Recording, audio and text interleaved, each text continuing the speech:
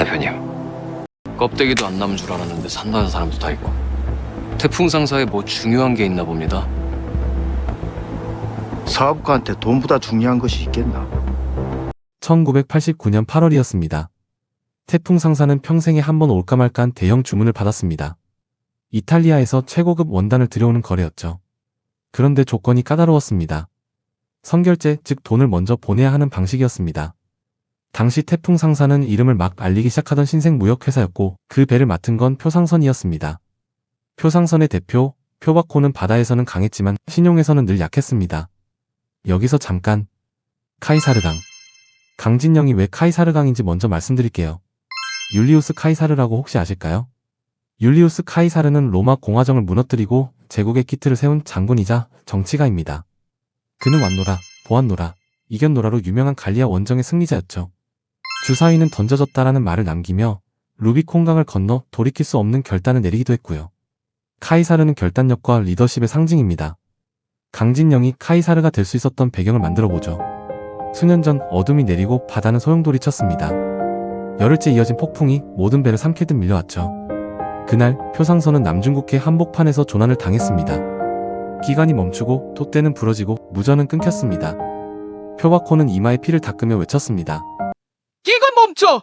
탄 내려! 더 가면 배가 찢어진다! 그 순간 카판 위로 한 사내가 나타났습니다.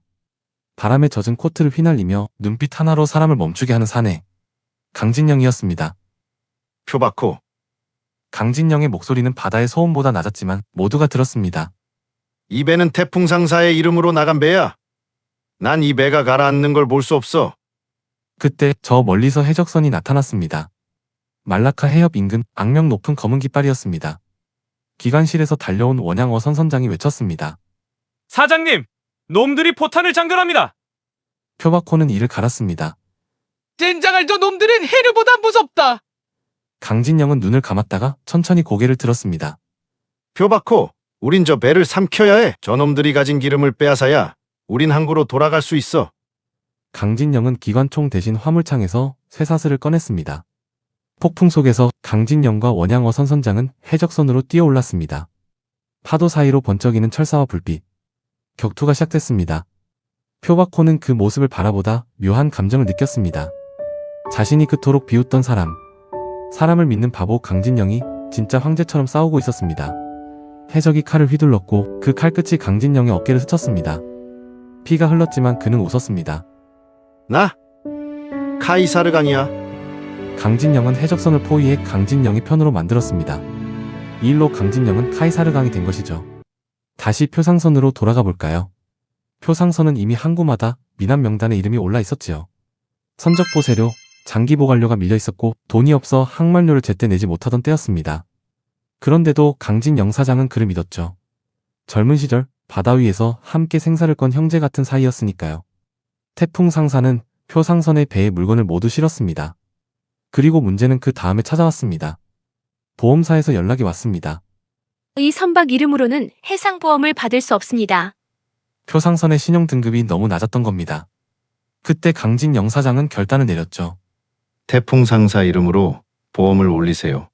태풍 상사는 대신 보험을 걸고 표상선에게 운항 자금과 선적비를 빌려주었습니다. 표바코는 그때 약속했죠. 사장님, 이번 거래가 끝나고 50억 흑자가 나면 그때 꼭 갚겠습니다. 그 말이 바로 오늘 우리가 찾고 있는 차용증의 시작이었습니다. 차용증에는 이렇게 적혀 있었습니다. 표상선은 태풍 상사로부터 선박 운항비, 해상보험료, 신용장 보증금 등의 명목으로 총 5억 8천만 원을 차용한다. 이걸 조금 쉽게 말씀드리면 선박 운항비는 배를 띄울 때 필요한 연료비와 인건비입니다. 해상보험료는 바다 위 사고를 대비한 보험료죠. 신용장 보증금은 해외 바이어에게 물건이 도착하면 은행이 대신 돈을 주겠다는 보증을 서는 비용입니다. 그 모든 걸 태풍 상사가 대신 냈던 거죠. 그런데 차용증에는 기이한 문장이 있었습니다. 상환 시기는 표상선의 경영흑자 달성 시점으로 한다. 즉 언제 갚을지는 정해져 있지 않았습니다. 당시 표바코는 너무나 절박한 상황이었기 때문에 강진영이 날짜를 기입하지 않았던 거죠. 강진영은 그렇게 늘 사람을 먼저 믿었던 사람이었으니까요. 하지만 그게 화근이었습니다. IMF와 함께 경기가 무너지고 강진영이 세상을 떠나자 표바코는 차용증을 찾아 없애려 했던 거죠. 태풍이 다 망한 회사를 왜 그렇게 가지고 싶어 하냐고 물었던 장면 기억나시죠? 어마어마한 금액을 갚아야 하는 표박호 입장에선 그 돈을 당연히 갚기 싫었겠죠. 그래서 차선택을 이용해 차용증을 없애려 합니다. 차선택은 회사를 그만두고 요쿠르트 아줌마를 하며 근근히 살아가고 있지만 경제적으로 상당히 궁핍한 상황이죠. 표박호는 그런 차선택을 찾아가 태풍 상사 장부와 이력서를 가지고 오면 큰 돈을 주겠다고 제안하죠. 그리고 차용증을 가져오면 2배로 주겠다고 합니다. 돈이 급했던 차선택은 어쩔 수 없이 태풍 상사 장부와 이력서를 표박호에게 가져다 줍니다. 하지만 차용증만큼은 가져다 줄 수 없었죠. 왜냐하면 장부가 찢어져 있었으니까요. 이 찢겨진 장부는 강진영이 죽기 전 중요한 문서라 따로 찢어 보관했겠죠. 강진영의 아들답게 태풍이는 태국에서 고마진을 지키기 위해 많은 돈을 썼습니다. 아버지의 수년간의 사무실을 팔아야 하는 상황임에도 강태풍답게 쿨하게 받아들이며 직원들을 보호했죠. 남모 어머니의 다단계사 기극으로 남모네 치킨집이 문을 닫았죠. 그 치킨집의 태풍 상사 2.0 버전이 탄생합니다. 태풍은 그동안의 장부를 보다 우연히 찢겨진 페이지를 발견합니다. 1989년 8월 12일부터 16일까지 단 5일간의 기록이 없어져 있습니다.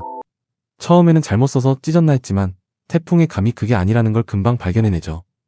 1989년 8월 1일부터 11일까지의 기록들이 한 페이지를 채웁니다. 다음 페이지는 8월 17일부터 29일까지의 기록. 페이지당 약 열흘치의 기록들이 채워져 있는데 찢겨나간 한 장은 단 5일간의 기록입니다. 5일 동안 아주 많은 일들이 있었고 그걸 누군가 숨기기 위해 아니면 상당히 중요한 기록이라 따로 보관되어 있다는 증거죠. 태풍은 이 증거를 찾아야 합니다.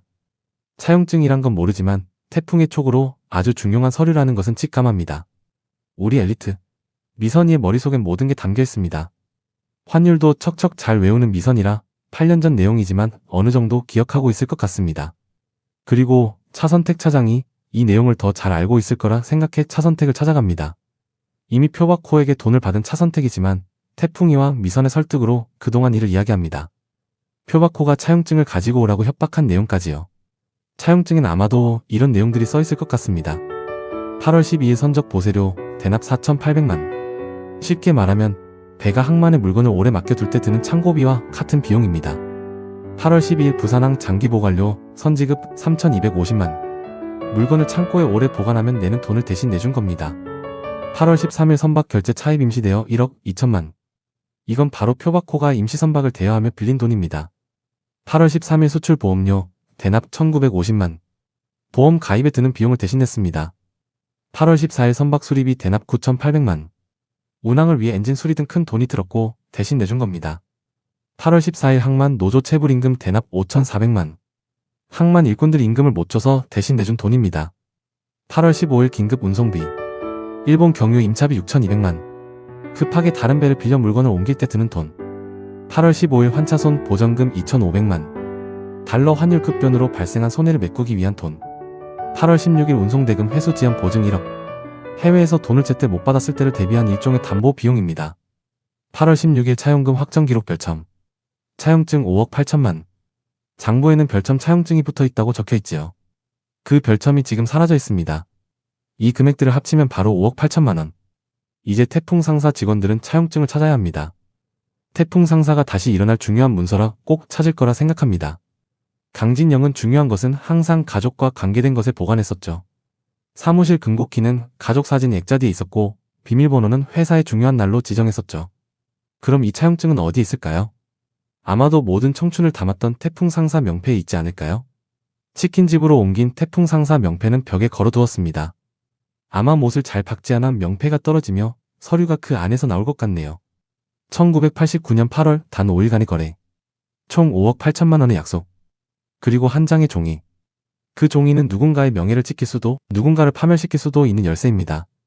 과연 태풍 상사는 그 차용증을 찾아낼 수 있을까요? 그리고 표박호는 자신의 과거를 지우기 위해 또 어떤 악랄한 짓들을 꾸밀까요? 진실은 바다 밑에서도 썩지 않습니다. 언젠가 반드시 떠오르게 되어 있죠. 또 한 주를 기다려야 하네요. 시간이 지날수록 더 흥미진진해지고 있는 태풍 상사. 이번엔 크게 한방 했으면 좋겠네요. 구독과 좋아요 부탁드립니다.